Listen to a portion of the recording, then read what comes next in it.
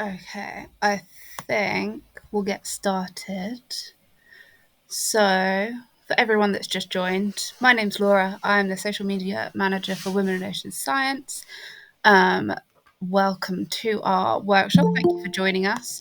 If I'm looking around frantically, it's because I'm getting notifications that people are trying to join, and I'm also trying to make sure my screen recording is working. On that note, we are recording these sessions so that we can put them onto our YouTube channel afterwards. Because of the time difference, lots of people can't necessarily make these workshops, so they will be on our YouTube hopefully within the next couple of days, depending on how my Wi-Fi plays. So if anyone does want to turn on their camera, then it does make it a slightly nicer experience so that Rachel can see who she's presenting to. But no worries if not. And yeah, I'd like to introduce you to Rachel. So Rachel, could you just do a little intro about yourself and then we can get started? Yeah, hi everybody. My name is Rachel Jordan and I am a coral biologist. Strong background in marine biology. We're going to be talking about that a little bit during the presentation, but I'm so glad you're here today. If you have questions, please save them for the end. We're going to have a Q&A session. So any questions you have about what I'm chatting about or anything related otherwise, write them down. Don't forget them. I'm looking forward to hearing them at the end. So without further ado, are we good to get started, Laura? Yeah, go for it. All right, just a moment.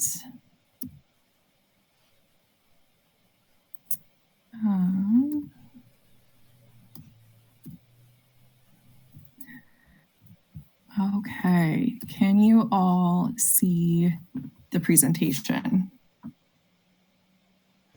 I can see it. Laura, you can see it? Okay. Yeah. Okay, great. We're going to go ahead and get started. So again, thank you everybody for coming to this workshop. We are going to be talking today specifically about fieldwork and research techniques for coral ecology. This particular workshop is for anybody curious about coral reefs. I'm going to be coming at this from an angle of, I don't exactly know what kind of experience you have talking about coral terminology, so I'm going to be trying to break down some basic concepts, but we're also going to build up so that if you're an early career professional, there's some applicable advice and information for you as well. If you're also just generally curious about what marine science fieldwork looks like, we're going to be covering a lot of good information related to that as well. So a little bit of an outline so that you know exactly where we're headed. I'm going to take a minute to establish my own credibility so that you understand why I, of all people, am talking to you today about coral reef ecology. We're going to do an overview of what coral reef ecology is and why it's important. And then we're going to dive into what I think of as the two major areas where current research in coral reef ecology is happening. We're then going to chat some fieldwork tips, going into skills that are helpful for any stage of where you're at in your career, equipment that I recommend, and general safety tips.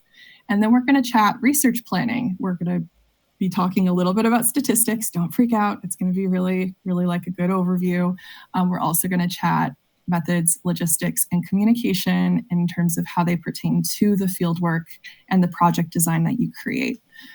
Then I'm going to give you some general advice because I don't want to leave you in the dark about, like this community of women in ocean science, we've got to stick together. So I want to give you some final words of wisdom, and I want to leave you with some helpful resources, places for finding jobs, workshops, other opportunities, and just general information and concepts from deep thinkers that I think would really help you, because they've been tremendously helpful to me.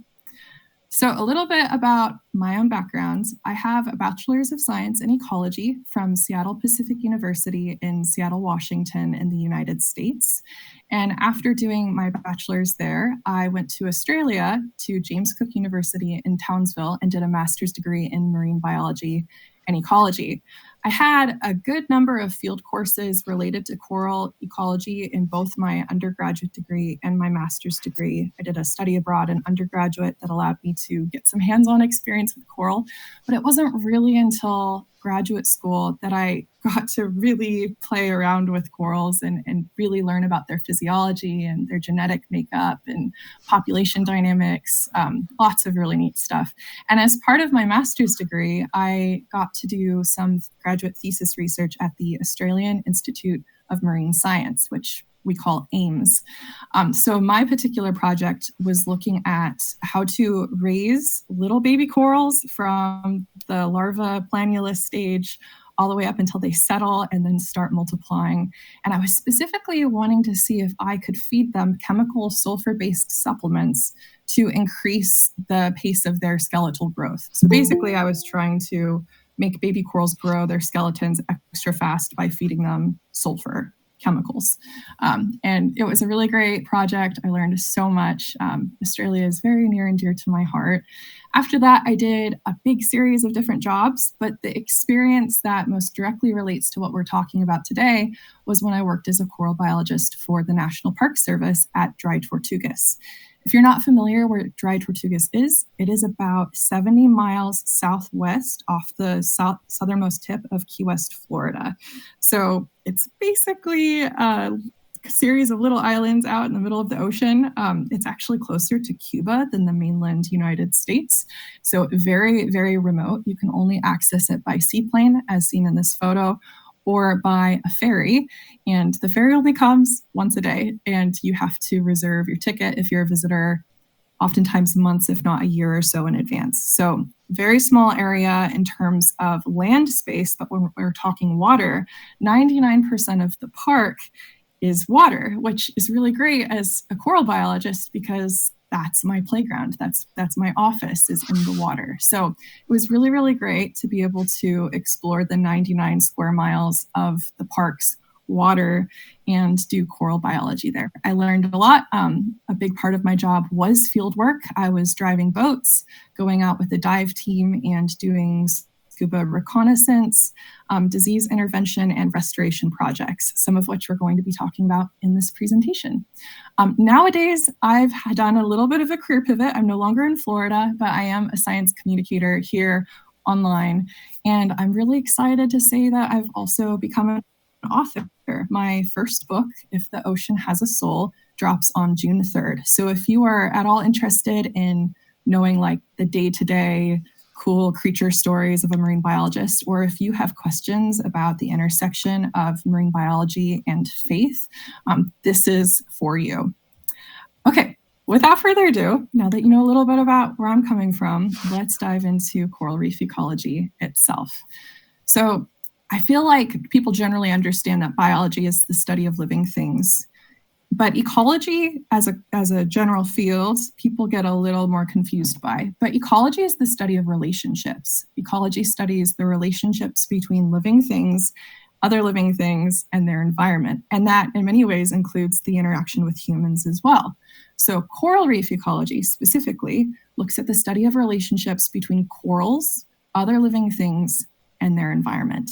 So this is the context of where we're going to be coming from today. You will probably hear me use the words coral biology, coral ecology, coral reef ecology, kind of interchangeably, but those are the definitions. And generally speaking, if you hear me say any of those terms, you can safely assume I'm talking about coral ecology.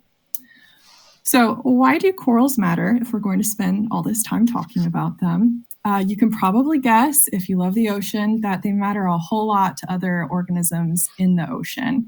Coral reefs provide habitat, food, environment for over 25% of marine species. You can think of coral reefs as sort of the underwater metropolises, and they're a place where animals can congregate to hunt and hang out and raise their young. They're tremendously important environmentally, and not to mention they're super duper beautiful.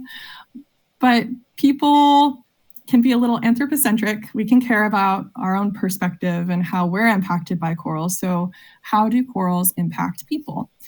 Well, some brief stats. I was trying to look up what corals were worth economically, like to put a number on it, a financial number. And the data varies, but based on NOAA's estimates, the National Oceanic and Atmospheric Administration here in the United States, coral reefs in the United States alone are valued at over $3.5 billion. And I was trying to expand that and find a global estimate. What are coral reefs worth financially on a global scale? And it was really hard to find a specific number, but when people are talking about that number, they're estimating somewhere in the $11 trillion ballpark, which I can't even fathom what that much money looks like. Corals financially are worth a lot, but why is that? Well, they provide coastal protection against storms. So if a hurricane comes along, coral reefs serve as a buffer, preventing damage and coastal erosion from that. They also are really important for food, particularly in third world countries or people who live locally along the coast near coral reefs. Where there's corals, there's fish, and that makes for better fishing, which makes for better food for people. Coral reefs are also an important source of pharmaceutical compounds. A lot of our modern medicines are derived from things that we find on coral reefs. So they're very important from a medical perspective. Coral reefs are also places attributed to cultural practices. In certain religions, cultures, communities, particularly indigenous communities, coral reefs are a place that tie back to their history and arts and customs. So they're very important from a social aspect as well. So now that we understand why coral reefs are so important, both environmentally and for people, let's talk about the two main areas of current research happening. Now, there's a lot of different avenues where coral research is active and thriving and people are working on projects. But in my opinion, most of these activities can be lumped into two broad categories, which are health monitoring and coral reef restoration. We're going to talk a bit about both. So health monitoring, while I'm discussing a little bit about health monitoring, I would encourage you to ponder what is happening with this Montastera cavernosa colony you see here in the background. A little bit of a hint, there is a diver off in the distance. So as you are trying to make sense of this colony, let's talk a bit about some of the terms that you will hear thrown around when we are talking about coral health. Mortality. If you read a study about coral reefs, oftentimes you see percentages of a variable measured in terms of mortality. So there was 25% mortality on such and such reef. What does this mean? Mortality is just a fancy way of saying death. So there was a 25% death rate on this particular reef, where the death toll was, we lost a quarter of the corals in this location. So mortality is a measurement. It's a way that coral health can be measured and monitored. Bleaching is another term. Coral bleaching happens when coral, which lives in a symbiotic relationship with a special kind of algae called zooxanthellae, when the coral gets very stressed, usually this is caused by environmental changes like increases in the water temperature, abrasion, pollution, any number of different things.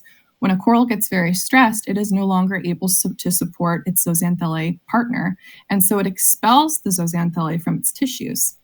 One of the important things that the zooxanthellae contributes to the coral is food from its photosynthesis process. So the coral definitely benefits from having the zooxanthellae, but the zooxanthellae also contributes pigmentation. This allows the coral to be colorful. So when you're looking at a beautiful coral in the ocean, if it's really colorful, that color more often than not is coming from the zooxanthellae that lives inside its tissues. But like I said, when a coral gets really stressed, it expels the zooxanthellae, which means that it no longer has the support of the zooxanthellae's photosynthesis process. It's no longer getting the same amount of food and energy, but it also loses its pigment. It loses its color. This means that the coral's tissues become translucent. You can see through the translucent tissue to the color of the skeleton underneath. And more often than not, the coral skeletons are white, hence the term bleaching. The coral loses its color when it expels the zooxanthellae and it turns white. Coral bleaching is an indicator of stress in a number of different ways. It's sort of like a giant warning flare that something is wrong with a particular coral when you see it happening. And sometimes if you're looking at a specific coral, you can guess as to what it is. Maybe there's an encroaching coral colony next to it that is kind of slowly taking over, and you can see that that coral is reacting and it's starting to bleach in parts. Or maybe you know that the overall water temperature is increasing and you're seeing mass bleaching. Mass bleaching is where corals bleach across a massive scale. So geographic cover of a coral reef begins to bleach. And this kind of event is extremely concerning because it means that it's far beyond just specific coral colonies having issues. It's happening on a very large scale. So this is another important aspect of health monitoring. The third thing I want to talk about, the third sort of aspect of coral health monitoring, is related to disease. And disease, while the causes of specific diseases can be incredibly difficult to tease out, one of the encouraging things about learning coral diseases is that they're named after their morphologies. So if I say black band disease, you can know that the coral disease manifests a black band crawling across that colony. If I say yellow spot disease, you can know that the disease manifests as yellow spots on the coral colony. Or if I say stony coral tissue loss disease, which is a very, very violent disease currently impacting Florida, the Caribbean, and many other coral reefs, then you can know that it probably affects stony corals, which it does, and it's a kind of tissue loss disease, which means that the coral tissue sloughs off its skeleton in large pieces. So with that information in mind, what do you think is happening with the coral here in the background of this photo? Let's go into that a little bit more. Here on the upper left is the same kind of coral, another Montastria cavernosa colony. And on the left-hand side, you can see these stark white lesions. And on the right, next to it, an after photo, you can see this white paste that has been smeared around the disease boundaries. To the far right is me. I'm the diver that did that. I put a special medicine, an amoxicillin-based medicine, around the lesions of this coral to try to contain the disease like fire breaks. This is just one of the many kinds of things we coral scientists can do to try to mitigate and manage coral diseases. It's very time intensive. It was a big project that happened out at Dry Tortugas. If you're interested in learning more about disease intervention, I highly suggest you hop online. You can look up Dry Tortugas, coral disease, SCTLD. You can even Google my maiden name, Rachel Johns, Johns, and it should pop up. It was a big deal in the news a couple of years back, and we got to do some really cool research related to it. If you don't treat stony coral tissue loss disease, unfortunately, this tends to be the progression. The mortality rate following SCTLD tends to be pretty high because, like I said, it is a very violent disease. It impacts a large number of different stony coral species, and it's transmitted through the water very rapidly. The onset is very quick. The progression is very quick. As you can see here with this large coral colony, over a period of 3.5 months, this coral went from being perfectly healthy to being mostly dead, unfortunately, in the far right photo. And you can also imagine that it can be a little bit tricky to tease out whether or not, when you're in the water looking at a coral and you're not necessarily coming back to the same coral over and over throughout time, it can be tricky to tell whether or not something is being caused by bleaching or by disease. And so knowing your coral diseases and practicing looking particularly at the differences between tissue loss diseases, which tend to turn a coral white, and coral bleaching, knowing those differences, being able to recognize the clear tissue of bleaching and being able to recognize the bare skeleton of a disease, that's a really important skill in the field. And that's something you can develop as you're scuba diving and snorkeling. Okay, so let's hop into our second big category of current coral research areas, restoration. What exactly is restoration? It's very similar to how we talk about restoration on land. Restoration means to restore, to return something back to its original state.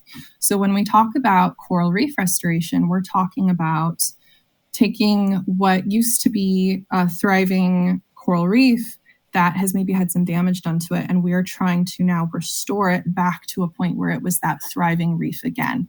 There's a couple terms that get thrown around when it comes to restoration work, particularly by its critics. But I think it's really important to understand these terms and consider questions associated with them so that we can better communicate restoration efforts as coral biologists. Time frame is a big one of these terms. One of the issues with restoration is everything okay? I just heard a bit of a blip. Are y'all still there? It's just someone messaging in the chat. Oh, cool. Okay, I'll just ignore that from now on. Sorry to interrupt everybody. Okay, so one of the big terms is time frame, and what I mean by time frame is when we're talking about restoring something to its original state, what is our time frame for that restoration? Are we talking about we're going to do this restoration over the course of a couple of weeks? Are we going to monitor it for a couple of weeks after that and then just call it good and say, yeah, we restored the reef? Or are we going to do longer term monitoring? Are we going to come back and look at this in 2 months? Are we going to come back and look at it another 6 months after that? Are we going to come back in 10 years and see if the corals that we added to the reef are still there and thriving?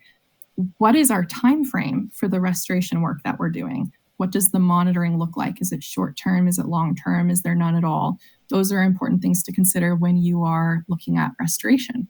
We can also approach time frame from the aspect of the past history, the state that we're trying to return the coral to from where it was in the past. What exactly, at what point in time is that?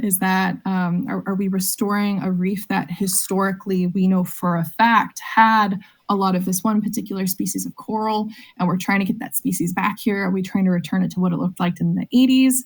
Are we trying to return it to what it looked like in the 1920s? What is our time frame? So that's an important element to consider. And what you're actually seeing here in this photo is I am outplanting. I am taking a coral grown in a underwater nursery, and I am outplanting it to the reef. I am actually, in this situation, I'm using some nails and zip ties, and I am securing this young coral to the reef so that it can grow and be a wild coral from here on out.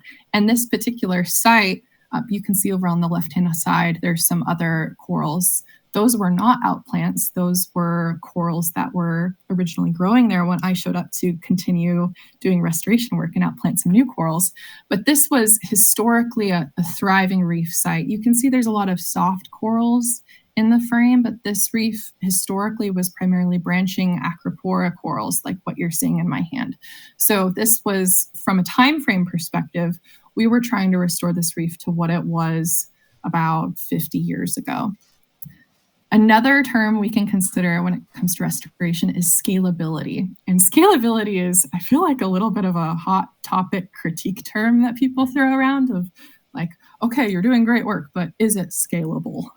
In other words, are we able to take this work and ramp it up? Are we talking on a scale of we're going to add 50 corals to a reef, or 500 corals to a reef, or 5,000 corals to a reef, or in David Vaughn's case, who's doing some phenomenal work in Florida, are we going to plant 1 million corals? So scalability, can we scale up the work that we're doing to create a more meaningful impact and really get things back to their original state? So people define scalability in different ways, and it's important to ask when you're considering restoration work, what scale are we looking at? Is this scaled up as much as it possibly can be? Are we being the most efficient we can be with our time and energy? The last aspect of restoration I want to talk about is outplant success. So again, the coral I'm holding in my hand in that picture, any coral that you are actively putting out on a reef to restore it is an outplant. So how successful are these outplants? How do we measure their success? Some of this comes back to time frame and to scalability. There are some scientists who will plant 50 corals over the course of a day or two, and they will call that successful restoration. And then there are other coral scientists who will plant 500 corals over the course of several weeks or longer, and they will come back and repetitively monitor that site into the future. And depending on the long-term results, they may or may not call it a success. So there's different ways of looking at outplant success. I feel like most people want to advertise their restoration efforts as successful, but that is a moving bar that shifts around with what people personally value in terms of restoration.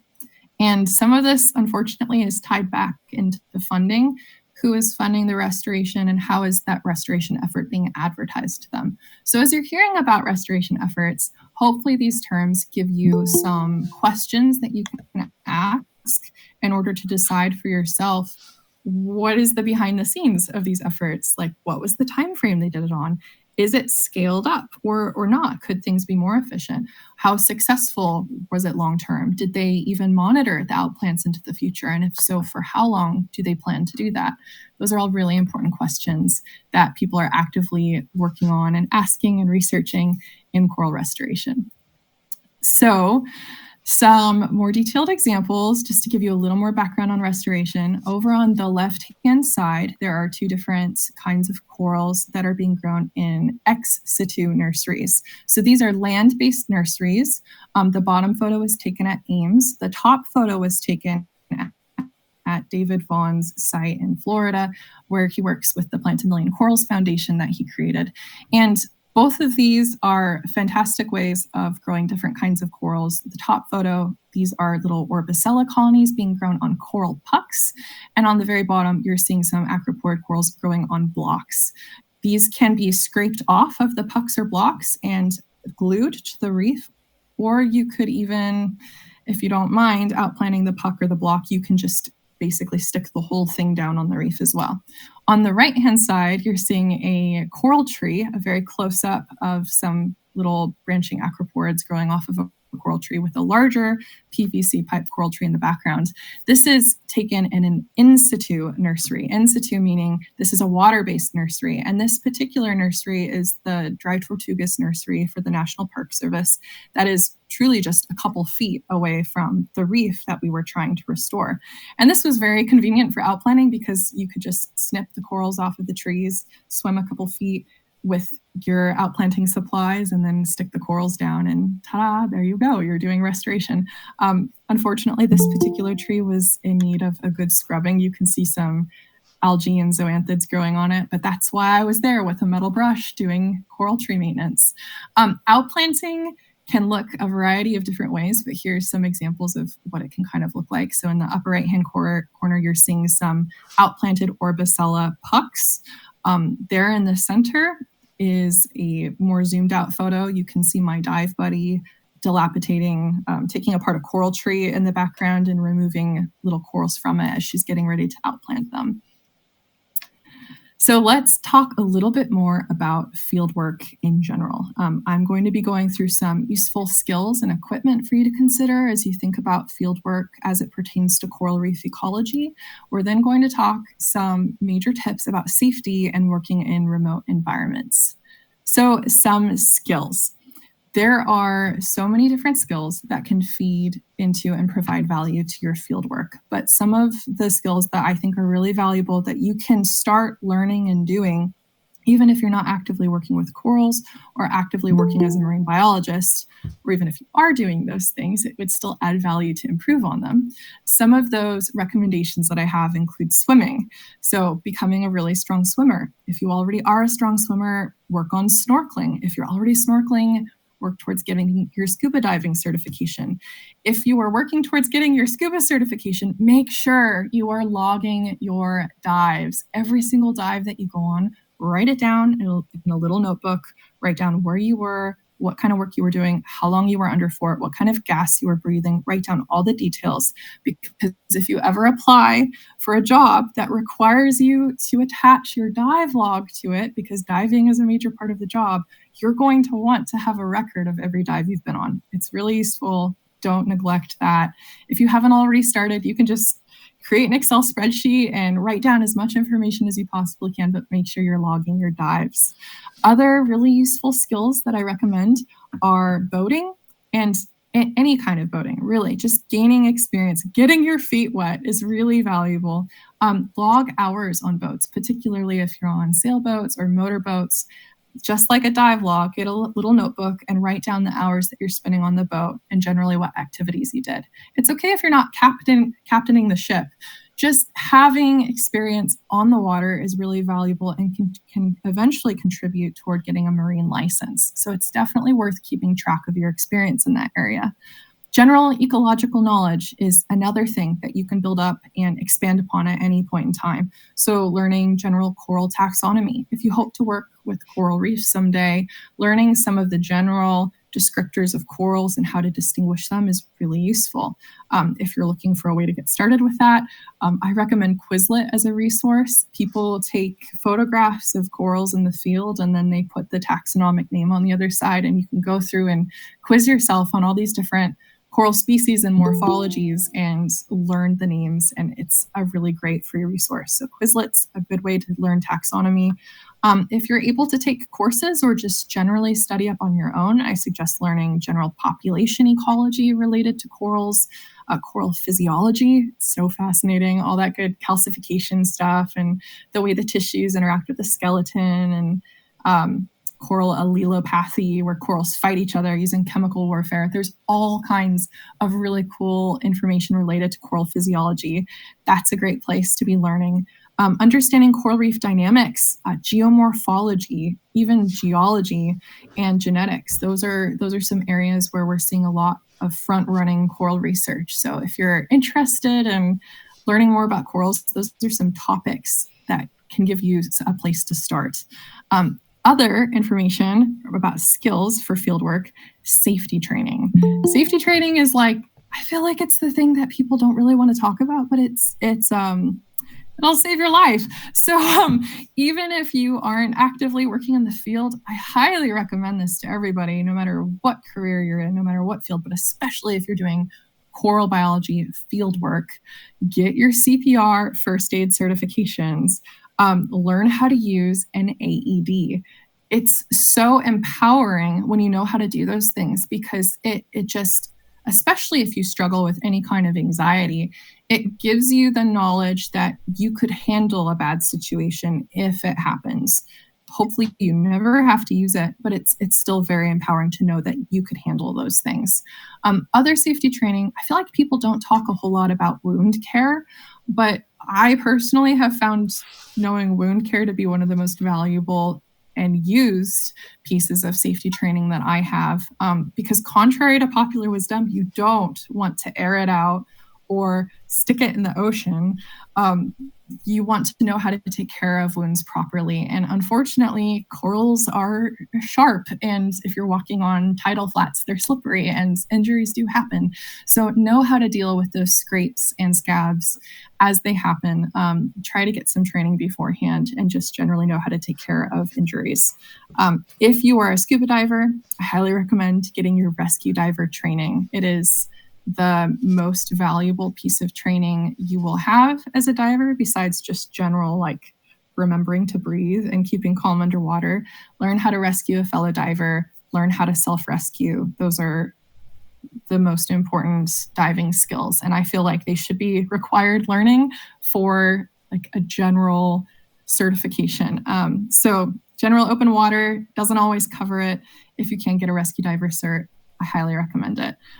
Other general skills that I feel like, again, people don't really talk about, and some of this is related to safety, but knowing how to take care of yourself if you get lost. And part of skills that feed into this are orienteering. So knowing how to use a compass and figure out where you are, figure out how to retrace your steps or your fin kicks underwater, and cartography, how to create a map. And oftentimes orienteering and cartography, using a compass and creating maps, are used in tandem.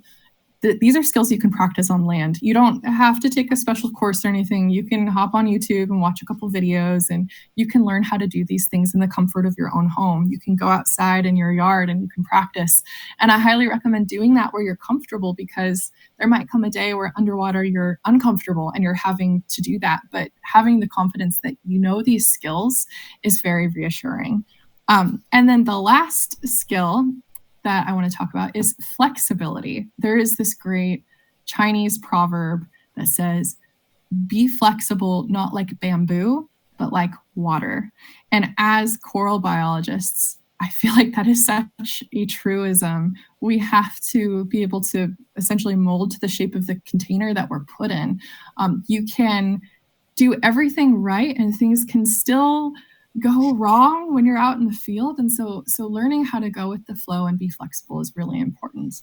I included the photo on the bottom left of one of my coworkers counting hatched sea turtle eggs, because it wasn't in the plan for me to be there with her that day. I was supposed to be in the water diving. I was there in the field for my job to be on the boat doing my coral work and in the water doing my diving. And I wasn't able to because we had horrible weather that day.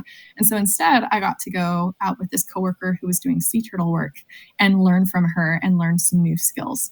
So be flexible, take advantage of every opportunity you can to learn. Try to go with the flow, deep breaths. I know it's hard, but try to be as flexible as water when you're in the field. Some equipment that you will probably run into if you are doing coral reef related fields science. Recommendations. If you're wanting to build up your own personal stash of equipment, I recommend starting with basic snorkel gear. A mask that fits really comfortably to your face, a snorkel that you feel like you can reasonably breathe out of, gloves. You just even like the really cheap gardening gloves that you can get, like the thin kind of waterproofish ones. Dive boots.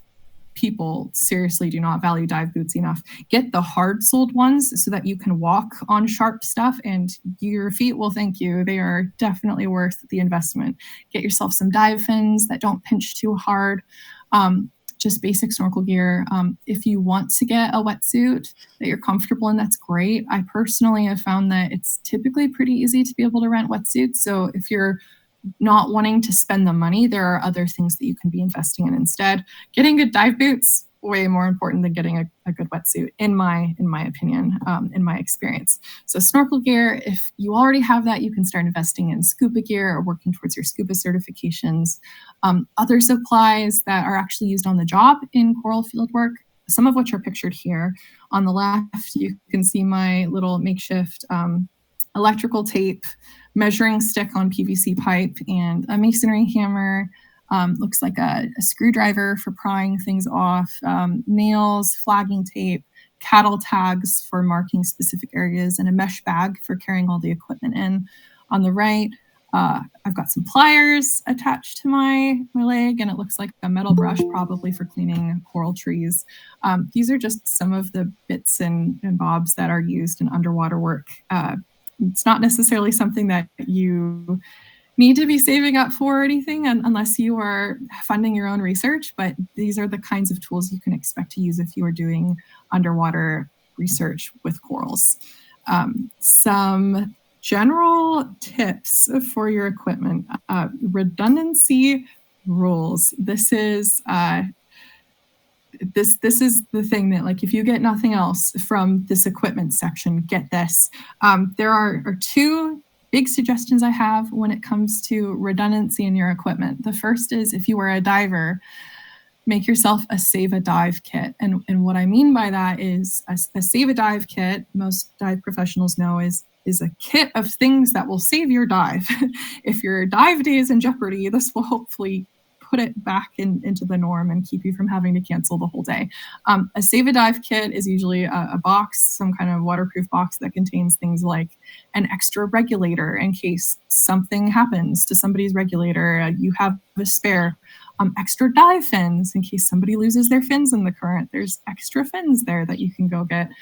O-rings, the little rubbery rings that go on the inside part of your inside the pressure valve area of your dive cylinders. If those bust, then you can't get a tight seal with your regulator when it attaches, and you end up just losing a lot of air, and it's not good to dive without them. So those break pretty easily. It's good to just have a bunch of them stashed away in your Save a Dive kit. Save a Dive kit's a very helpful tool. If you can have one, get one, make it your own. It will save your dive, like I said. And perhaps most important of all is what I call the got none rule. And some of you have probably heard this before, but it's a sentiment that says, if you're in the field, you're doing work, if you've got two of something, you've got one. If you've got one, you've got none. And that is to say, if you have one of something, if it breaks, you're just out of luck. So you're way better off starting with two, so that if something breaks, then you at least still have one left. So redundancy in your equipment as much as possible is really helpful, especially when you're working in a remote environment where you can't just get back to the mainland and buy whatever you need. Being handy and being able to kind of MacGyver things is a nice skill to have, but it doesn't necessarily replace the necessary equipment that you for sure need to have in the field. So making sure you have redundancy built in really matters.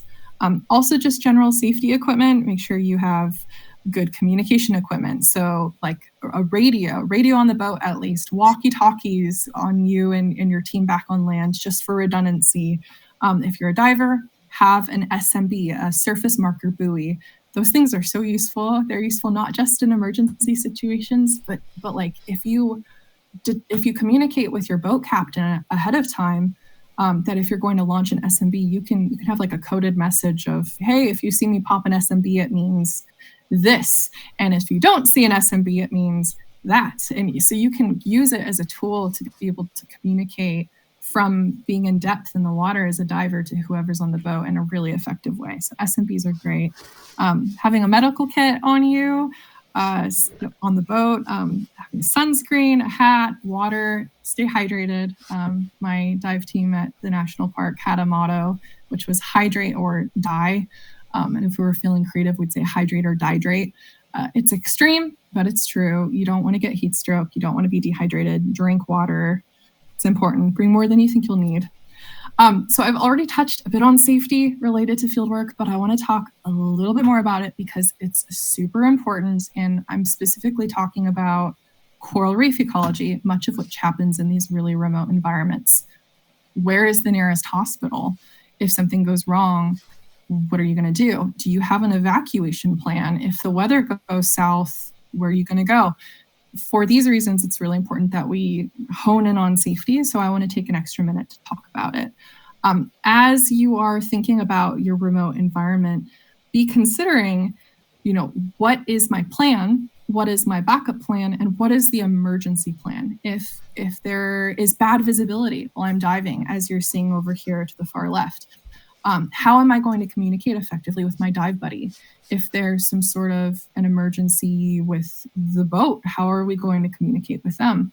Here in the middle picture, you can see it's super duper rainy, which doesn't seem like it'd be a big deal. But if you're the one topside on the boat, captaining while your dive team's down in the water, in my case, I had sometimes upwards of an hour to wait for them. And so for me, it was just a trouble of trying to stay warm. So having a hat, having a big winter coat, it might sound silly, but that made me safer because my body wasn't having so much to have to deal with. It wasn't taking a toll on me. So having the equipment you need, having a plan, planning ahead enough to know what the weather's going to be so that you can prepare that way, knowing what the visibility is going to be, those are really important. Also, in the case of like medical emergencies, know like if someone on your team has an allergy, where do they keep their EpiPen? What are you supposed to do if they have an allergic reaction? Knowing things like that, just being open with as much of your own information and safety concerns as you can is really helpful, particularly when you're operating as a team. Because although you are ultimately responsible for yourself, when we're all working hard to keep ourselves safe, sometimes that includes taking care of other people and communicating your own needs in a way that they can then respond to. One of the ways that my team and I did this pretty effectively for the National Park Service was an NPS has this form Now, I don't recommend that. I'm not vouching for like, take this form and use it every time you do field work. I just want to share this as food for thought as you consider fieldwork and thinking about emergency situations and how to mitigate risk in your fieldwork. So on this form, you can see there's a little description section at the top where you describe what your plan was for that day. And then there's these categories: resources, environment, team selection, fitness, weather, and mission complexity. And for each of these categories, you would go through and give them a score from 0 being no risk at all to 10, the highest risk. And you would write a little description of your reasoning for why you rated each thing what you did. You could, take the extra time to look up the forecast. You could think about how you're feeling for that day. You could talk with your team about people's experience and how familiar are they with the protocol you're running for that day, how complex is the mission that you're doing, all these different aspects. How remote of an environment is this? What is our emergency plan? All those things. You go through, you tally up your scores, and then you consider the total risk.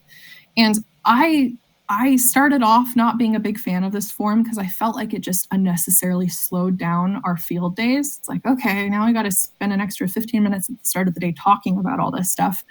But the beauty of this form that I came to realize over time is that this is the ultimate vibe check. Like if you're working with a team of people, it's a way of safely discussing together, hey, like, what are you legitimately worried about? Like, are there concerns that I don't know about? Are there things going on that maybe none of us have thought of that we probably should? Are we missing a key piece to our backup plans, that if our first plan goes south, we have a backup? Are we remembering all the equipment we need? It's a really great tool for creating discussion at the start of your field days. So if that's something that you're interested in, I highly recommend creating your own little risk management sheet. You can use the score method, but if nothing else, I would encourage you to consider each of these categories. And if you're in a team setting, you can even take the lead and share generally how you're feeling about each category. I think one of the most meaningful times that this tool came into play for me was I had a teammate who was having a migraine kicking up, and none of us knew about this, and we were getting ready to go out into the field, and this person was a key player in our plan for the day. We needed them operating at like full capacity, and they weren't feeling well. They were actually getting very, very sick. And this tool and this habit of checking in and going through the risk mitigation gave this person an opportunity to speak up and say, we're talking about fitness, physical and mental fitness. I'm not doing okay. And it wasn't them complaining, it was them being honest and answering questions that would impact our safety as a team that day. And so it allowed us to do things. I think that day we ended up not even going out, but it allowed us to mitigate the risk and manage things more effectively. So find a tool like that works for you. Find ways to de-escalate any sort of risk you might be taking in the field, and definitely consider safety. Remember that you have agency. You're responsible for you. There's only one of you in the world. Like, don't jeopardize your life over coral science. Just don't do it. Like, the corals will be there another day. You might not be. You come first. You take priority. You have agency. If you don't feel comfortable with something, speak up. If you are diving, don't be afraid to be the diver on the boat who calls off a dive. It's okay. People who are professionals, who do this for a living, when there are enough things happening, when there are enough red flags going up that are concerning to them, they're not afraid to say, you know what, we need to just call it quits here. Let's regroup. Let's take a step back and go back maybe to our safety management tool. Let's talk about how we can reduce the risk. Maybe we need to just call it a day. But remember that you have agency. You can speak up about these things. Also remember that you are working in the underwater environment and there are other critters out there. So here on the left, we have some beautiful fireworms eating away at a coral. In the center, we've got a gorgeous moon jelly, which I recognize. Some people say that they don't sting you. For other people, they can have allergic reactions and the stings can be very painful. On the far right, you can see my hands after a single day of working in the fields, covered in Band-Aids because I forgot my gloves. If you are working hands-on with anything underwater, make sure you are wearing gloves, because corals, tools, all those good things, they can cut up your hands and then you're stuck with it for the rest of your stint in the field. Stay observant and teachable. One of the best ways that I've learned and skilled up, particularly as a diver, is by watching my field buddies, the people who are working in the field with me. Being willing to observe, like, oh, like that diver wears their dive compass on their left arm instead of their right arm. Like, I wonder why they do that. Oh, it's because they hold their clipboard with this one hand and they want to be able to look at it with the other. People have reasons for why they do things. And so if you notice something that is intriguing, or you think you can learn from somebody, don't be afraid to ask them questions. Learn as much as you can from people who've been doing this for longer than you, because it will pay off. You will be able to accumulate much more knowledge about how to operate successfully in the field when you are actively seeking out wisdom from people who've been doing it for longer than you have. So that is it for safety. We're going to jump into research planning, and we're just going to kind of breeze through these categories: statistics, common methods, logistics, and communication. Statistics. People tend to have a love-hate relationship with statistics, but I would encourage you to think of statistics as numbers that tell a story. If the numbers don't tell a story, it's just math. But if they tell a story, it's stats. And statistics feeds into an overall umbrella category called sampling and experimental design. And in this section, prior we were talking about fieldwork. In this section, I want to talk about how you would develop a project plan for your fieldwork. As part of that plan, you would be considering sampling and experimental design. Sampling and experimental design accounts for the kind of statistics you're doing, like the actual tests after you have the data, as well as the kind of data that you have and how you're going to collect it. And when you're approaching sampling and experimental design, I want you to think about the end even as you begin. So begin with the end in mind. What do I mean by this? I mean that as you are creating your research question, as you are formulating your hypothesis, you should be then asking yourself, what statistical tests can I do to best clarify the answer to that hypothesis? And then with that specific test or tests in mind, you are then going to develop your experimental methodology. So oftentimes the statistical test you choose impacts the kind of data you have and the way that it's organized. If you have that all planned out long before you get into the field, which you should, then it will make your fieldwork go so much more smoothly. You will know exactly what kind of data you need to collect. You will have a plan for how you're doing it. You'll know how it feeds into the math afterwards, and you will be able to more effectively tell a story with your research when you discuss your results at the end of the project. So I highly recommend starting with statistics, thinking about your sampling and experimental design long before you get into the field. An example of this would be a project that I designed for Dry Tortugas. This was a BACI design. So BACI stands for Before, After, Control, Impact. And this is a kind of sampling and experimental design that allows you to control multiple groups of things. It's basically, statistically speaking, it's a series of ANOVAs, if you're familiar with those. But in terms of the design, you have a before group and an after group. So you're comparing a reef before something happened versus after something happened. And then you have an impact, and the impact is the thing dividing those two categories. So in the case of the project I was designing, we had before data, before stony coral tissue loss disease arrived at the park.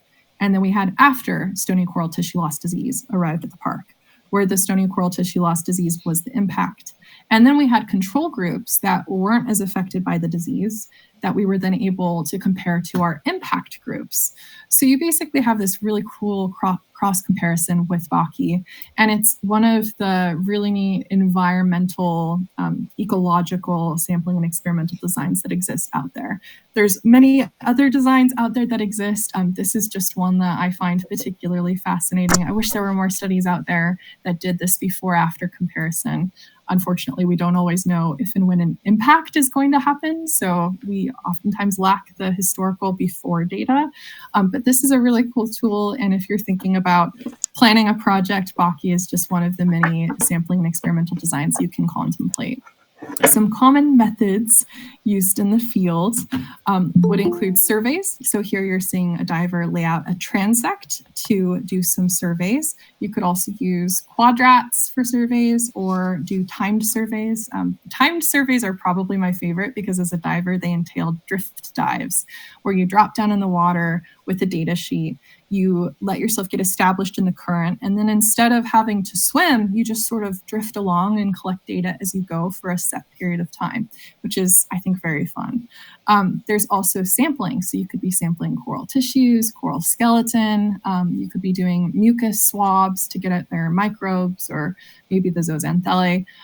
All different kinds of sampling things you can do. Nowadays, eDNA is really taking off. We're still honing the methods for how to get that really isolated, but eDNA, I think, is something huge in the future that we're going to be seeing more of, just for its convenience, if nothing else. And then photogrammetry is another common method that we see in underwater coral biology work. And photogrammetry is where you take a series of photos and then you stitch them together to create what we call a photo mosaic. This is super cool technology. It's expanding so quickly as our tech gets better. We're getting higher resolution images across larger scales of reef. And if you're really into this kind of thing, I would encourage you to look up what's happening at AIMS, the Australian Institute of Marine Science, and NPS's SRC, so the National Park Service's Submerged Resource Center. They have some pioneering research happening. They've built some really cool underwater photography, like it looks like a sleigh that goes through the water. It's so neat. So that's definitely something to look into if you're into photogrammetry, but that's a common method that is becoming even more common as we talk about coral science. Logistics. I had a graduate school advisor who was constantly harping on me saying, logistics, Rachel, you have to think about logistics. What does that even mean? Logistics is the coordination of complex things. So the coordination of people and facilities and equipment and trying to get a plan where it all works together. And some of the things for you to be thinking about as you contemplate the logistics of your fieldwork, as you contemplate the logistics of coral science, is time management, particularly for your field days. What is the front end and back end time period of what you're working on? Do you have a lot of gear to organize and load up onto the boat that day? Then you have your day in the field where you're doing all the data collection. But then at the end of your day, do you have SD cards from your cameras to unload and clean off and then put on your computer and then upload to a cloud? Do you have to recharge batteries? Do you have to clean your dive equipment? Do you have to put certain things away? Do you have to fix certain pieces of equipment? There's a huge back end time cost to field days that oftentimes don't get calculated when you're planning a project. So as you're planning, before you even get into the field, I'd encourage you to think about how you're going to manage your time and make sure you have plenty of buffer periods of time to be able to get all the work done that you hope to accomplish. Other things, so this fits with the time management, but equipment gathering and maintenance, making sure that you have all the equipment you need well in advance of going out to the field, particularly if it's a remote environment, because remember, you won't have the same amount of access to equipment if you forget something as you would if you were working on the mainland or somewhere close to civilization. So definitely contemplate everything you're going to need. This is an area where I would recommend talking with somebody who's done that kind of work before. If you don't have experience doing a particular kind of project, maybe you're doing your first ever study related to coral genetics, or you've never done restoration work before, but now you're going to go clean a nursery. Before you get out into the field and start doing those things, try to talk to somebody who has done that kind of work and ask them what sort of materials they think you'll need. Write a list and then make sure you have those things before you go out there. Some general tips for success in terms of logistics. Do as much as you can before you get into the field as possible. You will thank yourself later. Also, remember that organization, I know it's hard, but it matters so much. Again, you will thank yourself later. And make sure you're writing everything down. If you are actively in the water and you need to write something down, make sure you have some wet notes, a little waterproof notebook in your dive kit that you can pull out and write down some notes. If you are on land or on a boat, you can use maybe like a write in the rain notebook, a more waterproof, weatherproof notebook, and write down notes there.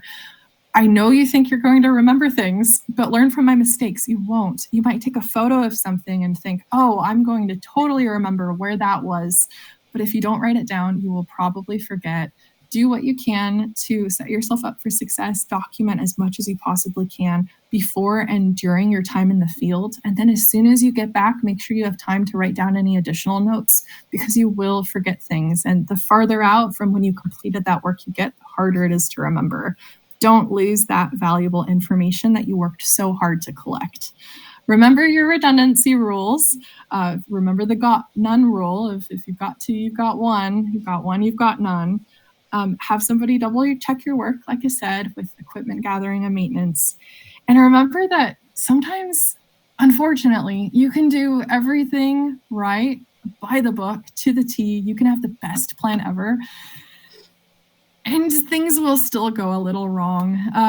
One of my favorite sad but also humorous stories from the field was I was working with a partner who had just gotten a decent dose of research funding, and she had decided to buy herself a brand new dive suit. She needed one. Her old one was falling apart. She invested in a dive suit, and it was her first day wearing it in the field, and she had it on, and I could tell she felt really cool and really cute, and we were getting ready to go out on our dive, and everybody was complimenting her on her dive suit. And we were doing a roll-off the boat where you grab your gear, you're all suited up, ready to go, the captain signals you, and you roll off the side of the boat into the water, and then you begin your dive. And so we got into the water, began our dive, and as we're going through sampling corals, I noticed that the back bottom behind, like one whole side of her wetsuit was just had this massive hole in it, and it was a brand new suit. This was its first dive. What had happened? So we eventually finished the dive and we get back on the boat, and I'm like, what happened to your dive suit? And she says, I don't know, but I think it must have snagged on the boat somehow when I was rolling into the water, because it was ripped like that as soon as I hit the water. And I just think that's funny, but sad, so incredibly sad, because she had invested in this suit and she hadn't done anything wrong. None of us knew exactly how it happened, but then she was diving in a suit with a giant hole in it for the rest of the week. So all that to say, like, give yourself grace. Things might go wrong. Do the best you can with what you have. Handle it as best as you can. Try to be prepared so that nothing goes wrong. But if it does, just take a deep breath. Know that it'll be okay. You can figure it out. But give yourself some grace. One of the last things I want to talk about is communication. We scientists tend to be very good at doing our work, but not the best at talking about it, because some of these soft skills, things like writing, reading, presenting, public speaking, drawing, building, like some of these softer skills they're really challenging, and they might not be our strong suit. So I would encourage you to practice as much as possible. If you have a hobby that you really enjoy that's not directly related to science, I would encourage you to pursue it wholeheartedly and look for ways to connect it to the science. What do I mean by this? I had an idea for a graphic when I was in graduate school that I really wanted to include in my thesis paper. I had this picture in my head of what I wanted, and I did all this research, and I couldn't find anything that came remotely close to it.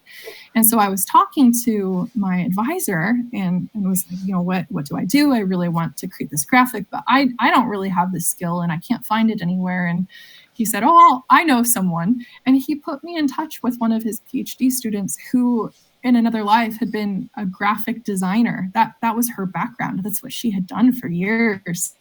And she was able to create this incredible graphic that got at exactly what I wanted it to do. And she had the skill to do that because she had honed that skill long before she'd ever switched over to doing science. All that to say, if you really love to draw, or maybe you really like education, or you really love creative writing, find avenues to be able to pursue those things and connect them to science. Maybe there's an organization that has a blog that you can guest write for, or maybe there's something like Women in Ocean Science where you can volunteer to run a workshop and get some public speaking experience under your belt. Look for opportunities like that, and I guarantee it will contribute to your resume in a really significant way, and it will help build your science career. Some general advice: to leave you with before we wrap up. I recognize right now that this time in March of 2025 is a really hard time for coral reefs, and it's a hard time to be a coral scientist. It's also just a hard time to be a scientist in general. Some of this is the fact that I am operating out of the United States at the moment, and politically, environmentally, things are hard. I want to recognize that, and I want to empathize with those of you who feel like you're struggling. I know that 4 years can feel like a really long time, but as somebody who has had to essentially remake herself in marine biology many times over, I'm amazed by how much of my skills and experience come back around and aid me further down the line. And again, I know 4 years can sound like a long time, or even just a year can sound like a really long time. But do your best to look at this as an opportunity to hone skills that you wouldn't otherwise be pursuing. Look for those alternate avenues. Look for other ways you can do things. Do the best you can with what you have. If you're stuck inland, I understand that you might be feeling really pressured to go out and get a dive certification, but if that's just not the boat that you're in right now, that is okay. Look for other things you can do, other skills you can improve on.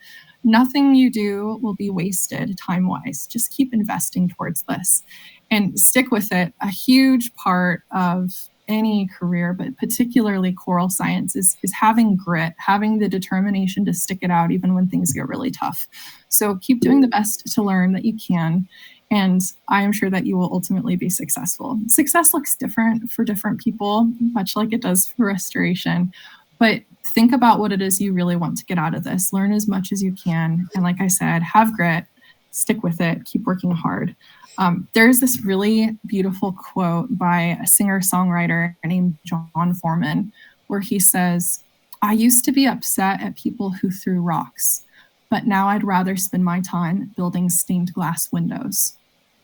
And I love that quote because I think it speaks to the reality of the world we're in, where things are hard and we feel hit with the criticism and we feel restricted with research funding and lack of available jobs and the high levels of competition and all these other things. But the fact is, you have time, you have the opportunity to create something. Use it wisely. Don't, as much as you can, try not to fixate on the rock throwing. It's okay to be upset, but use that energy to create something that will last, something that is meaningful to you. That's my encouragement that I want to leave you with as we finish up this talk about coral reef ecology. And because I don't want to leave you with just some little bits of advice, I want to also give you some helpful resources. These are some newsletters: Coralist, Seven Seas Media, and the Ecological Society of America. All of these post job opportunities, as well as different workshops and internships, educational resources. These are just chock full of good resources. I highly recommend you sign up for all three. Coralist is very coral specific, and I will warn you, there can be a little bit of drama there, but if you go to it as a informative, newsy resource with also a bit of a gossip twist, then I think you'll have a fun time with it. I find lots of good jobs posted there. The Seven Seas has a very good variety of all sorts of different things. Ecological Society of America is not coral or marine specific, but I do see jobs posted there that aren't represented anywhere else. So I think it's worth signing up for. If you are job searching, there is a brand spanking new job board on the International Coral Reef Society. I highly recommend you check that out. Also, the United States federal government, I do believe you have to be a citizen to apply for these jobs. And although you might not want to be applying right now, I do want to just remind those who are in the United States that this is the one-stop shop for federal positions. So if you want to work for an organization like the National Park Service or the National Oceanic and Atmospheric Administration, this is where all those applications happen and where all the job opportunities are posted. If you want just some general coral information, maybe you want to do some light, fun reading, the Reef Bites blog on the International Coral Reef Society's website is a super fun place. I've recently started guest writing there, so you can go through and read a couple of my newest, latest, greatest articles. But there's a lot of really cool topics addressed. It's not all coral focused. There was a really neat jellyfish article there the other week. There was a really neat lionfish article there last month. Check it out. They post new content all the time. And then some books. If you're like me, I love reading. So here's some of my favorite coral books: The Secret Life of Corals by David Vaughan and Life on the Rocks by Julie Burwald. David Vaughan's book is a little more science heavy and very, very coral nerdy. Julie Burwald's book is a bit more philosophical and personal. She connects her research with corals and her curiosity about reefs around the world to her daughter's health journey and makes it like a very personal narrative. And then lastly, there's my book, If the Ocean Has a Soul, which, like I said before, drops on June 3rd of this year. You can pre-order it now. And this book talks a lot about the intersection of faith and science. So if you want to hear some real life stories from my experiences as a coral biologist, maybe you want to nerd out over some corals with me, or if you're curious about what the Christian faith and its theology have to do with coral reef science and modern ecology, then that book is for you as well. So that's it with regards to resources. Feel free to contact me after this if you have additional questions after our Q&A. You can find me on Instagram. I also have a website that you can contact me through. And I think that's it. Thank you so much for listening. I am more than happy to answer any questions you guys have. Thank you, Rachel. That was amazing. Honestly, really engaging, really interesting. Whoa. And yeah, I feel like we had such a good turnout and so many people would have found that amazing. I think I saw at least 2 hands up, possibly more. And I think there's also some messages in the chat as well. Okay, great. Yeah.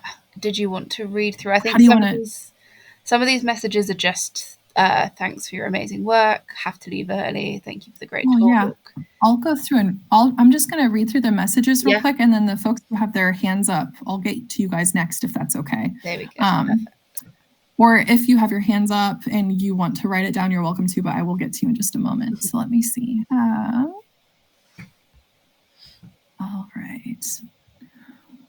Okay, I had to step away during the part where you were talking about good skills to have. Would you mind briefly recalling that, or maybe put it in the chat? Yeah, sure thing. So for skills, I talked about swimming, boating, ecology knowledge, safety training, orienteering and cartography.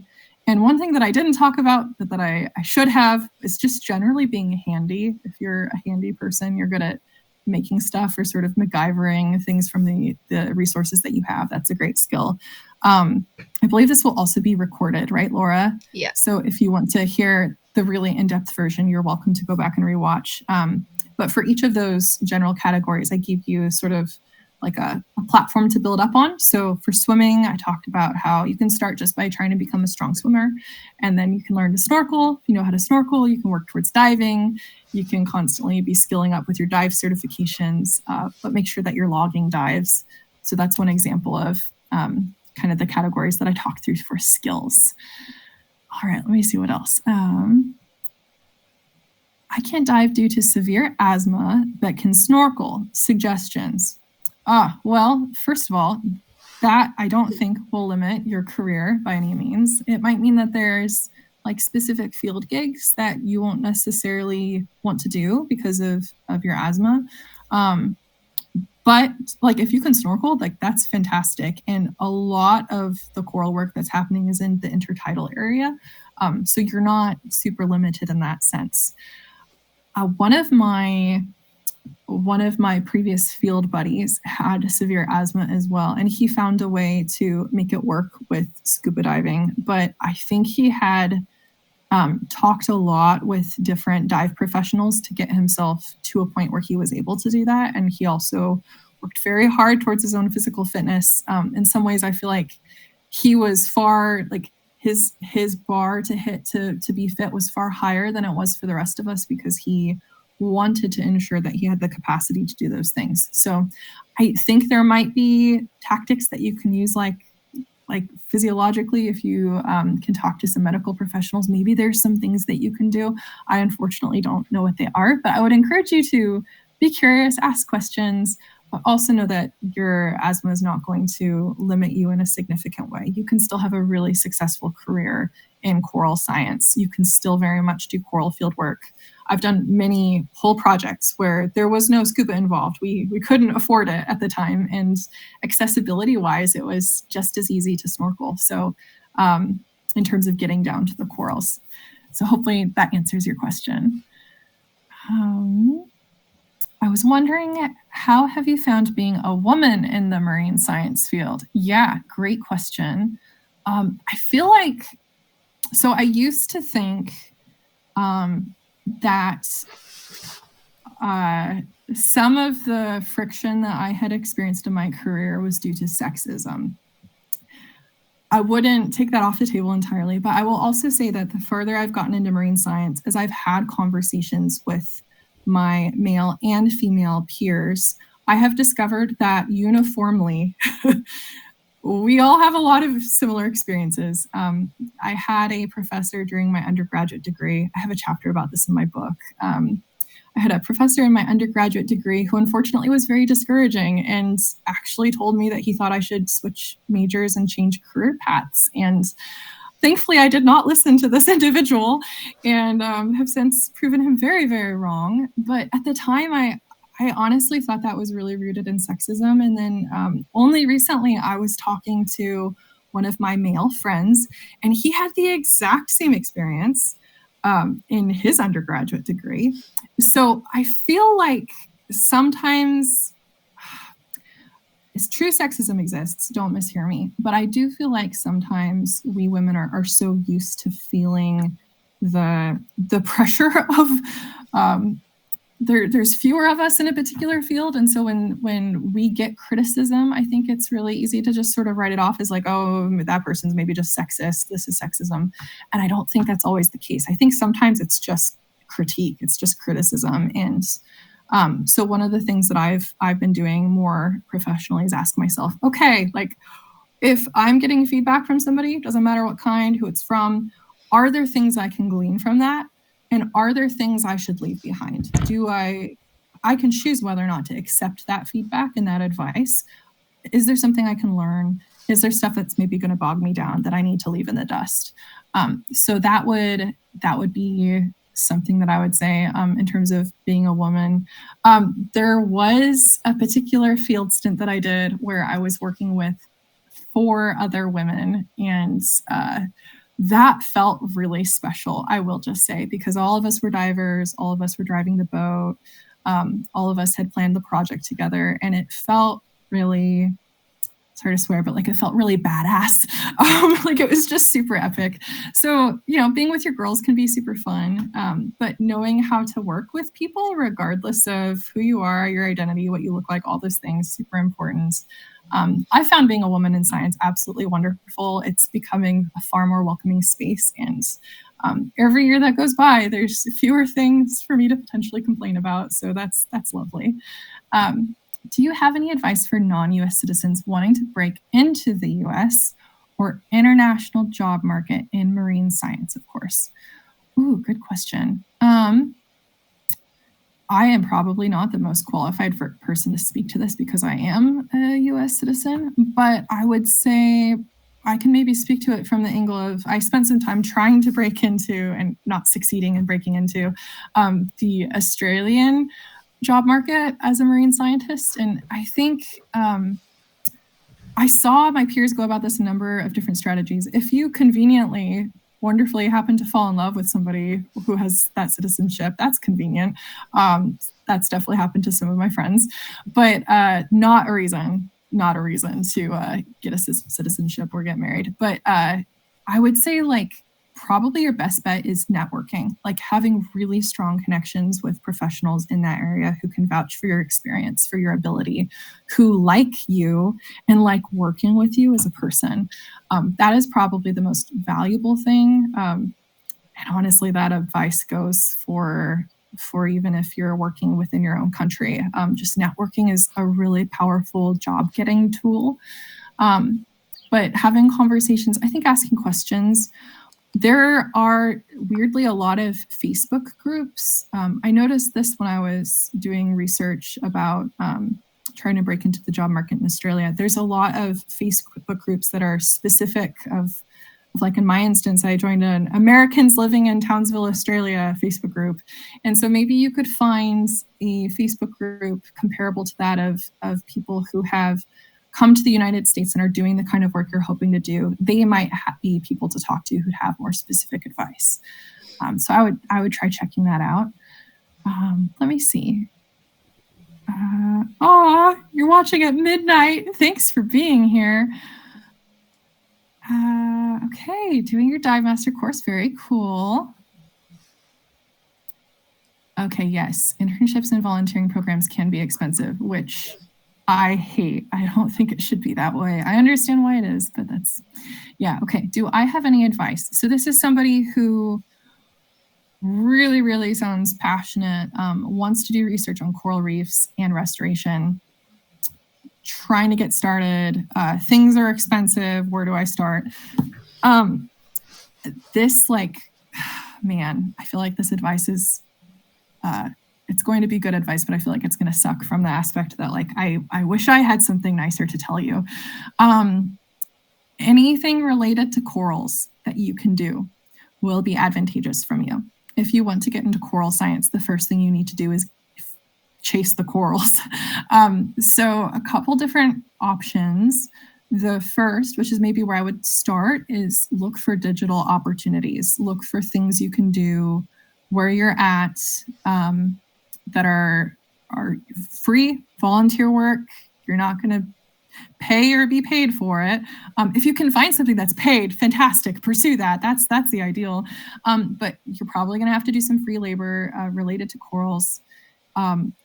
Start there, put that on your resume, and then try to bring it up a notch and apply for the next thing and keep doing that. That is basically how I started with things.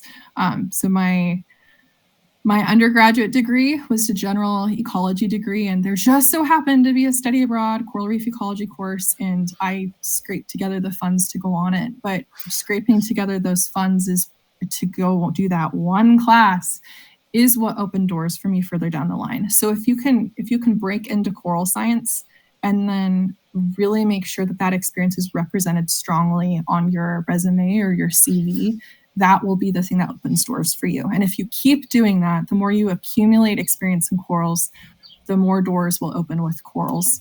But the sooner you can break into corals specifically, I think the better off you'll be.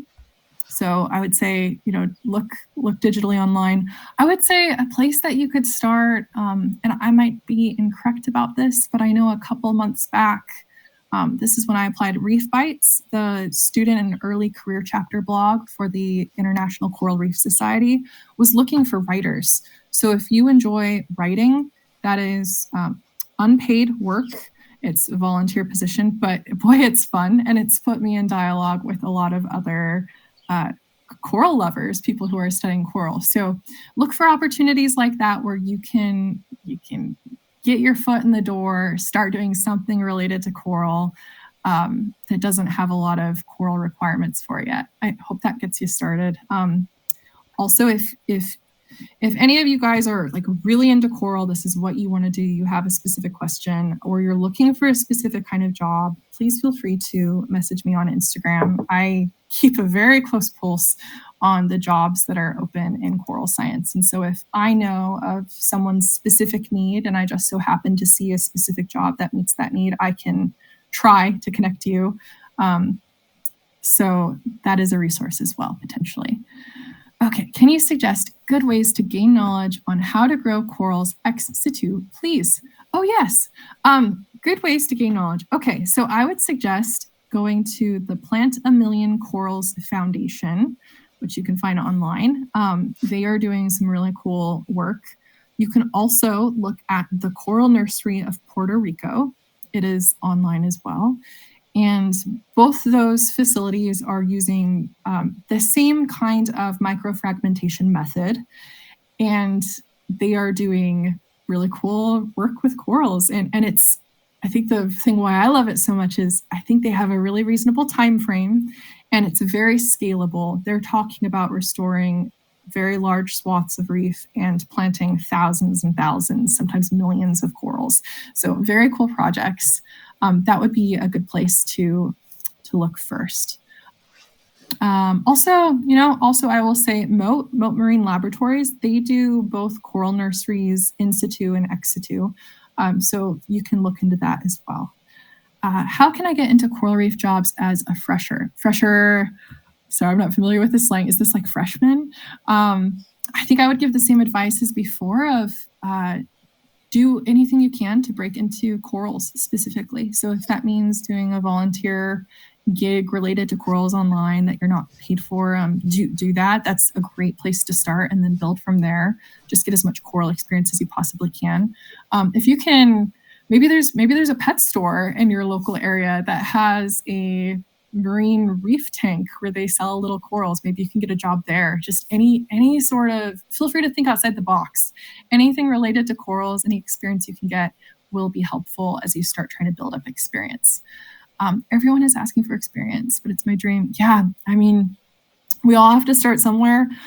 I'm never going to be the person to tell you like, oh, you have to hash out the money for an internship. No, you don't. I'm proof positive. I never paid to do an internship. I just did a lot of free labor, and unfortunately, that's how you break in. You start there, and you get to a point where you're credentialed enough, you've done enough work, you have enough experience that it's unreasonable for people not to pay you. So get as much experience as you can, build your coral resume. Anything related to corals, super helpful. This workshop, super helpful. It's maybe like, it maybe sounds a little silly, but maybe there's a way you can reasonably word it on your resume of, I attended however many hours of women in ocean science workshops in 2025. There's ways you can make these things work for you as experience to be able to show off the knowledge that you have and your own interests. So don't be afraid to explore how you can spin out the knowledge that you already have to communicate the skills that you do have to offer, and how excited you are. Okay, so I have a bachelor's in science degree. Want to do marine biology. Do you have any advice on what I can do now to get into the marine biology field, and what I can do once I graduate? Okay, if you are in school, number one tip, if you are in an undergraduate degree, if you're in a graduate degree, if you are in school, befriend your professors. That your professors are like the guardians of magical knowledge and opportunities. If you can befriend your professors, if you can show them how passionate you are, not in like a creepy way, but like hey, I really love this thing. I want to do everything I can to learn about it. I really admire this about who you are and what you're doing. And I feel like, we have this research interest in common, or I saw you did this kind of work when you did your PhD. Blah, blah, blah. Like, find a way to connect with them, ask them questions, ask them for resources. Most of the time, professors are teaching not for the paycheck. They're teaching because they love it. They love their students. They want to teach. They're excited to be there. So I know it can be really scary approaching a professor, having a conversation. Do that. I suggest sitting in the front row for your classes. It's a really easy way to get your professors to recognize your face and to know your name. Be bold, raise your hand in classes, ask questions. One of the tactics I recommend using is if your professor's lecturing and you have a question, do like what you did during this presentation where you write down your question, put a little star on it next to your notebook, and then at an appropriate moment in the lecture, raise your hand and ask that question. Sometimes the question will get answered during the lecture, but sometimes it's like, wow, you got to be that student who asked the brilliant question that your professor didn't see coming, and now they get to answer it, and it's a neat moment. So find those ways to connect with your professors. And then when I say befriend your professor, I quite literally mean like get to know them on a personal level. When you're coming into class, greet them, ask how their day's going. When you're leaving class, say thank you. These things are small, but they do add up. They build relationship, they matter. And if you reach a point where you've been doing this kind of stuff for a little while and you're like, okay, this particular professor, like, I really like the sort of work they're doing. I think they know a lot about marine science, or they seem to be the most qualified person at my university to do such and such work.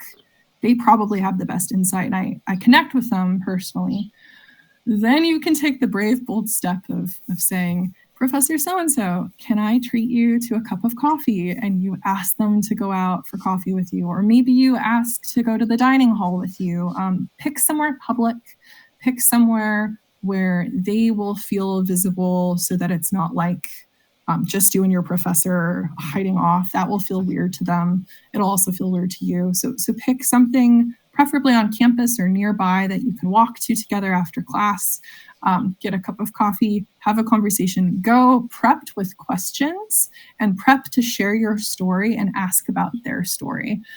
So that's my advice. If you were in school, befriend your professors. The reason why you do all this is because there will come a point where an opportunity crosses their path, and you want them to think of you. You want them to go, oh, I remember Rachel. She sits front and center in my coral reef ecology class. And just last week, she asked that really smart question about coral physiology. And now there's an opportunity to drive boats in the Palm Islands. And I need a student to do that. And she doesn't have a marine license, but I know she'd be excited to get one. And I have a little bit of funding that I can give her to go do that work. You see where I'm going with this. For reference, that opportunity with a professor is exactly what happened to me during graduate school. So this kind of stuff really does pay off. And not only that, but you get opportunities for cool volunteer gigs for jobs, things like that. But you also get the benefit of like real life relationships with your professors. I'm still in touch with some of my professors from undergrad and grad school, and it's been years. And these are some of the most meaningful friendships in my life. So it really is impactful on multiple levels, but that is how you get started. That is how you break in. If you are in school, if you are paying for a degree, squeeze every bit of information you can out of that degree. And just one of the many ways you can do that is by getting to know the people who are in your circle, get to know your professors, befriend them. They're there to teach you, to help you, give them a good reason to be your advocate and your friend. Okay, so graduating with a bachelor's in marine biology this year. Congratulations, woohoo! Suggestions for valuable experience education in the United States or international. So sorry, you guys, I sound a little bit like a broken record, but I would say, work towards befriending your professors as much as you can here in the last little bit of your degree. These are going to be the people you ask for references from. So as you're getting ready to graduate, pick at least 2 if you can, ideally 3 or 4 professors who you really admire, you feel like you connect with, you feel like they think well of your work and the way that you have worked and done your degree, and ask them to write reference letters for you, or ask if they would be willing in the future to write a reference letter for you. And then these are the people that you kind of want to keep in touch with. So like for me, with my references, I like to check in with them every 6 to 9 months and just shoot them a short little email saying like, hey, like, how's life going? Here's what I've been working on. Here's what I'm doing. And then if push comes to shove and I ever need a reference, I can let them know, and it doesn't feel like, oh, we haven't talked in 3 years. That's kind of awkward. Or, oh, I'm cold calling this professor out of the blue, and it's been 9 months since I graduated. We haven't talked. Just maintaining that little bit of contact really helps. So suggestions for experience education. Your professors are going to be your best point of contact. Again, looking for those reasonable, like, volunteer opportunities that you can do that are related to what you love, putting in the time, not being afraid to work entry-level jobs just to get the experience. And like I said, squeezing as much as you can out of that experience as possible is really valuable. Let me see, what else? Okay, good questions, you guys. Sorry if I missed it, but what is your Instagram? My Instagram handle is Shoreline Soul. And I can, it's actually on the Women in Ocean Science page. So if you go to their Instagram, there's the little workshop post and I'm tagged in it. So you can find me that way. Oh, somebody wrote it. Thank you for doing that. Is it possible to get the recording of the workshop or the slides? Laura, you want to take that one? Yeah, I just sent a message to the chat. So we are recording this workshop and it will be going on our YouTube as soon as we can get it up there. Sometimes it can take a couple of days, sometimes it can take weeks. My Wi-Fi is not the strongest, so sometimes I have to leave the house to find a good cafe to upload stuff. But yeah, it should be up there within the next couple of days. In terms of the slides, we did try and attach some slides previously to the description of a YouTube video, but YouTube doesn't seem to like that. So if you want the slides, I'm sure Rachel would happily send them to you if you drop her a message on Instagram or email. Happy to. Yeah, if you guys want to just shoot me your email through Instagram, I can send the slides to you. I will warn you that I make my slides in kind of a weird way. I hate transitions, so I just have like a ton of slides instead. So it'll be a big presentation, but I'm happy to share it with you. Okay. I think that's it for questions in the chat. I think there's still some hands raised if you guys want to go ahead. Happy to answer any questions you have.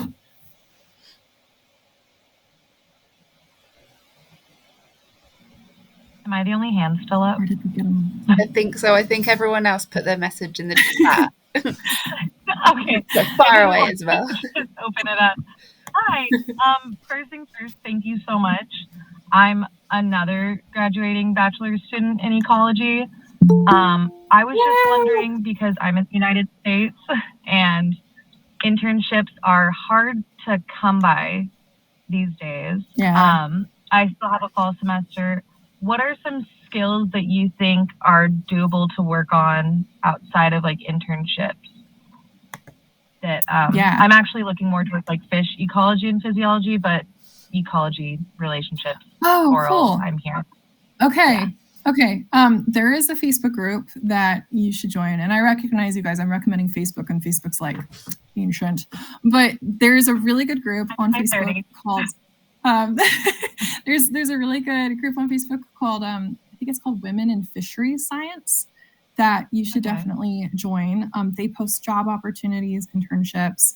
It's a really neat group of ladies. They have lots of like feminism conversations, really good tips. Just people are very vulnerable on there in a wonderful, warm way. So Women in Fishery Science, that's a really good Facebook group for potential opportunities. I think too, starting with signups for the newsletters that I recommended, which I can go back and share that slide while we're doing this, you guys, just so that you have it. Wrote them all down. Oh, you did? Okay. If anybody else, go ahead and just shoot me a message if you want me to go back to that slide while we're doing this. I could totally put it up again. But those newsletters will have tons of opportunities. I would suggest just monitoring those. You can cater them to when you want them to send you emails. So like for the Coralist one, I think it emails me every single day, but you can have it formatted to where it just sends it to you once a week. So do whatever you need to stay sane, but just keep a pulse on the opportunities that exist out there. And yeah, unfortunately, I think that's the only other advice I have in addition to what I said earlier. I hope is there anything else, like any other questions you have, or I wish I could do more. More just like I was asking, like, or I was thinking more like in terms of, I guess, scuba and first aid would be things that you were talking about, but outside of academia, just because it's rough out here. Yeah, I'm so in like California, general skills. So. Oh, nice. Okay. Well, yeah, California has some really cool fields type vibes things. I think like, definitely snorkeling, scuba diving. Scuba diving is a good one. It's for a lot of jobs, it's not required, but I noticed that it tends to pop up in the preferred qualifications section of jobs. So it is very useful having at least your open water. I personally didn't feel like a confident diver until I think I had about 25 dives under my belt. Which if you are paying for your own dive stuff, that can be really expensive. So ideally, if you can find, if you can volunteer to do work that has diving, that's great. If not, there are scuba scholarships out there that do exist. I did not know that until a couple of years ago, and I sure wish I had. Particularly, there's more for women who are like under the age of 25, I believe. I'm in my 30s now. So there's not as many, but they do exist. So that's something to look into. Maybe there's a scuba scholarship. There's also like smaller research grants. You could always look into applying for something like that to try to get some funding to fund your dive experience. I believe, what is it called? The Scientific Diving Organization. I'm totally blanking on the name. Can somebody help me out? The Scientific Diving Association, is that actually what it's called? How to become a scientific diver. Let me see.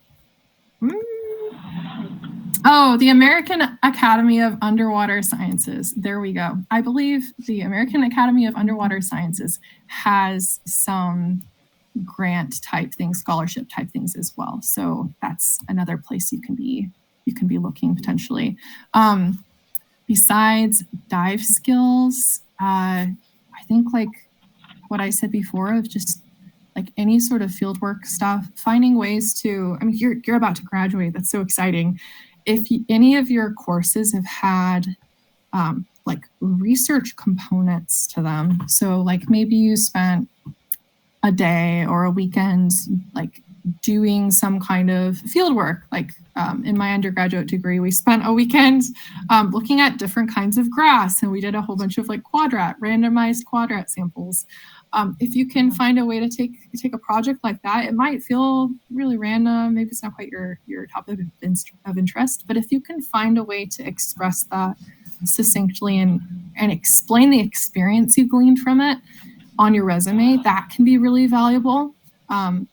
I want to encourage you guys to, be looking for ways you can expand your own experience, but also recognize what you already have going for you, particularly if you've gone to school or you've worked a job already. Find the skills that are transferable. And if you're doing a science degree, the place that you're primarily going to find that is in any sorts of like the research or lab projects that you've done. If you've done anything outside, you can find a way to make that prove that you have fieldwork experience. If you've done anything in a lab, you can find a way to prove that you have experimental design research. Like there's ways that you can express these things to really demonstrate the full capacity of knowledge that you already have. So that, and I think just to talking with, like if you have contacts who are doing the kind of job that you want to do, like you said, you're interested in like fishery science, don't be afraid to look up some people online, or maybe you already have contacts in your life. That Facebook group's a good place to start, but message people, call people, email them and say, this is who I am. This is what I want to do. This is what gets me excited. I noticed you do such and such, and I would love to be where you're at someday. Do you have any advice? Is there anything that you would suggest I do to start working towards that? I find that people tend to be really open-handed with their work, especially if you're complimentary. If you're saying like, I admire your work and I'm excited by it, like how can I participate? People tend to want to help. So don't be afraid to bravely ask people. Go looking for them. Ask people. I remember I read I saw a documentary in undergrad on fishery science. I think it was called The End of the Line. And there was a researcher featured in this documentary named Boris Worm. And I thought he just had such incredible research and he seemed very approachable. And so I looked up some of his research papers afterwards and I read them. And I sort of fangirled a little bit. I was just like, man, I really love the work he's doing. Well, I found his email and I emailed him and I did exactly what I described to you. I was like, here's who I am. Here's what gets me excited. I love this about the work that you're doing. I really admire that. I want to be this kind of scientist someday. What suggestions do you have? And he wrote me back the kindest email, like very, very long, very in-depth. He gave some of the most wonderful advice. So find people like that. You will probably have people who never respond to you. I definitely had that happen as well. I think around that same time I emailed 2 other researchers and I didn't hear back from either one. But there will occasionally be those gold nuggets of wisdom, those people that are just excited to share things with you. And so ask. It's worth asking. Yeah, I hope that helps. Cool. That does actually. Thank you so much. Yeah, you're so welcome. Okay. Let me see. Don't forget. Okay. I think any other hands raised? Anything else? I think that's everyone. Angel has put a message in the chat just asking for your email address. I assume so that she can email. Oh, yes. Get the stuff off of you. Yeah, sounds good. So I will. I'm trying to think of. Sorry, guys. I'm just trying to think of the best way to organize this. I'm going to have you email my personal assistant. I'm going to let her deal with this communication. So if you want the slides, please email Lexi.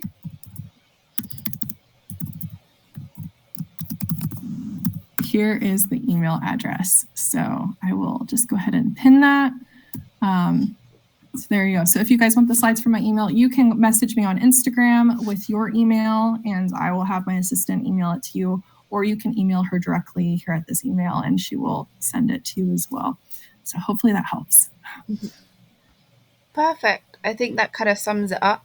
Yeah, we had a super good turnout. I don't know if you probably didn't see, Rachel, whilst you were doing the presentation. We had just under 50 people, I think. Obviously, that's because wonderful. of time differences, everyone has to drop out at different points. But yeah, it's super great workshop, really interesting. I think I learned a lot. Well, thank you. So yeah, thank you so much for hosting this. If anyone is interested, I know people are starting to leave, but if anyone is interested, we do have our next workshop on the 30th of April, but just keep an eye out on our socials for more information. But yeah, thank you so much, Rachel. And it was great to meet you. And hopefully we can work again with you in the future. Yeah, I hope so. Thank you so much, everybody, for coming. You were a lovely audience. Thanks for your great questions. I'll see you around. Perfect. Thanks, everyone. Have a good evening or day.